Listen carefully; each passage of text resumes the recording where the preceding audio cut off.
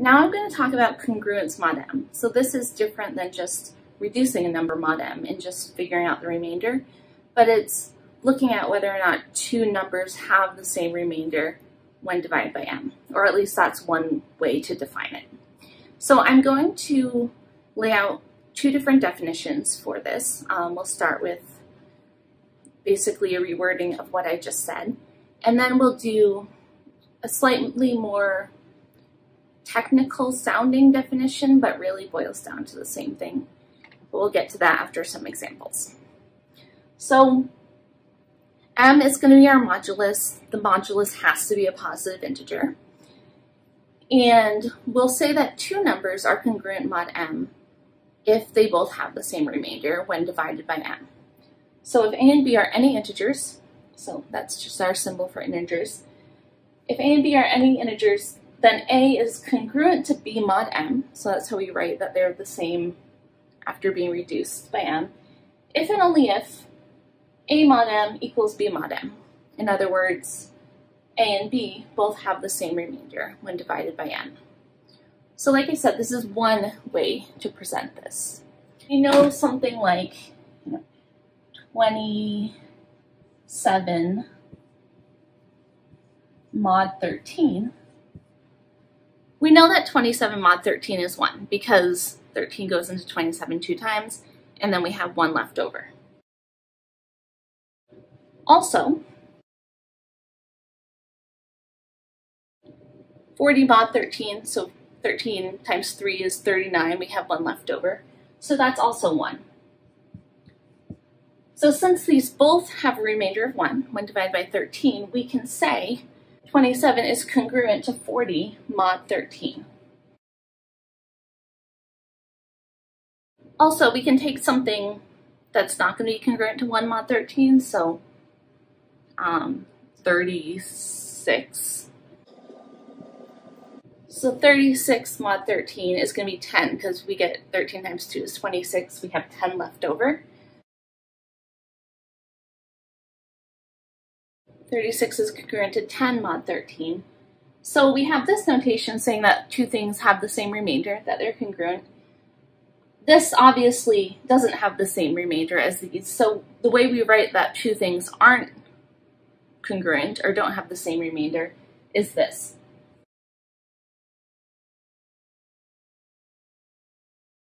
So we would say 27 is not congruent to 36 mod 13. And it's really just the same concept as writing not equals, where you write an equal sign with a slash through it. The alternative definition that gets presented more often for modular arithmetic we'll put here, and then I'll show you why that can be nice with figuring out if two numbers are congruent mod something, especially if your two numbers are larger or not as straightforward to reduce for the remainder. So we have the same setup here. A and B are any integers, and we'll say that A is congruent to B mod M if M evenly divides A minus B or B minus A. It doesn't matter which order you put it in. So if and only if M divides, if and only if M divides B minus A. So this line, if you haven't seen it before, when you do see it, you should say divides. And this means that M evenly divides B minus A. It goes into B minus A with no remainder. So I'll show you how that works over here. So we have 27 and 40, not hard to reduce modulo 13, but we will apply this definition to them. Just have 27 essentially play the role of A and 40 be B. You can switch the order, it doesn't matter. So to check if these are congruent, mod 13, we'll do B minus A, which is 40 minus 27. Conveniently, 40 minus 27 comes out to 13, and M, which is 13, obviously divides 13. 13 goes into 13. So by subtracting these and checking if that's divisible by 13, it gives us an alternative way to check if these two things are congruent modulo 13. And this can be especially nice when we're working with bigger numbers or trying to reduce something down and we don't want to deal with going down to, I don't know, the remainder. So let's say we have these two numbers. I just picked them randomly so I don't know what the answer will be. But we're going to ask ourselves, are these numbers congruent to each other mod 7? We'll go with 7. We'll subtract them from each other. And again, it doesn't matter which one you subtract from which, because all we're testing for is divisibility by our modulus. So whether that comes out positive or negative, it doesn't matter. So I usually just subtract the smaller number from the larger. So we get 739, and then I want to check, does 7 divide 739? If we think about this, we know obviously 7 goes into 700 100 times. 7 times 5 is 35. So what do we get? We get 105 times 7 is 735. If 735 is a multiple of 7, then 739 is not going to be a multiple of 7.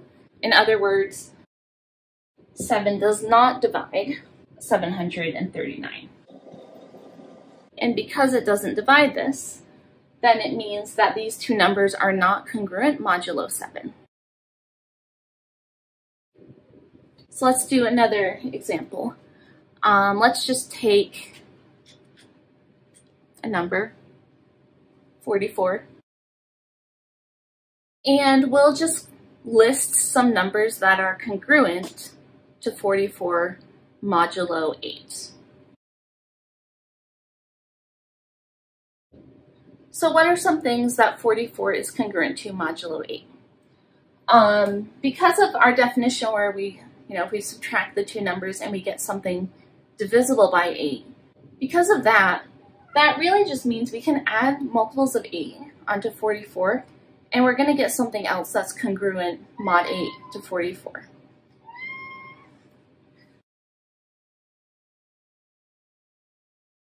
So for example, 800 is obviously a multiple of 8.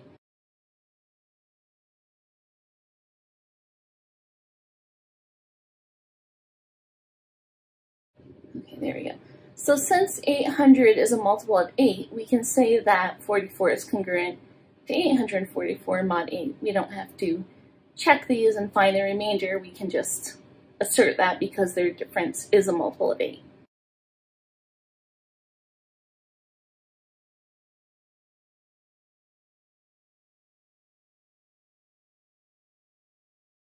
I can also say 44 is congruent to 52, which is also congruent to 132 mod 8. And it's okay to write a string of congruences like this as long as each thing is congruent to everything else in here. So to get from 44 to 52, I added 8.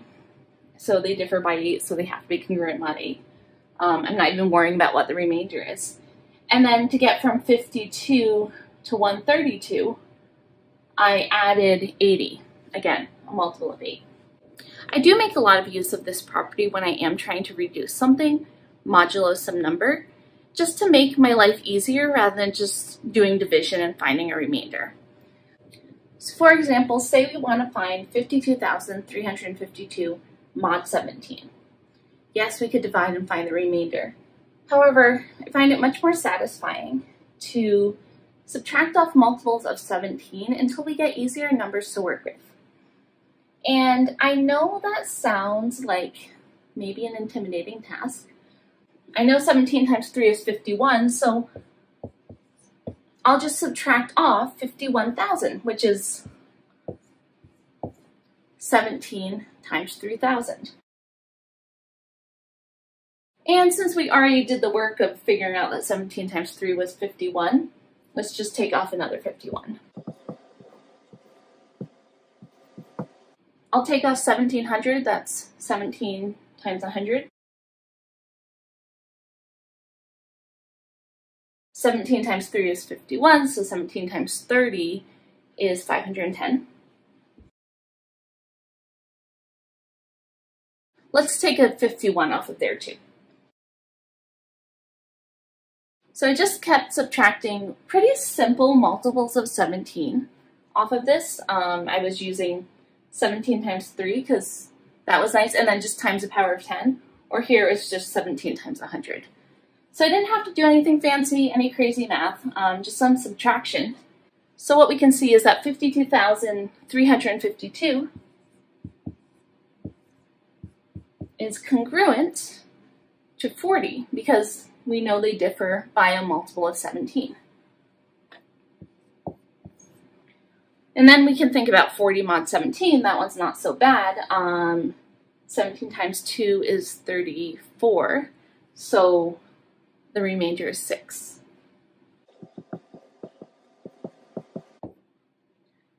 So a lot of modular arithmetic can look complicated, and then you can do it quite easily without a calculator. And that's actually one of the really cool, powerful things about it.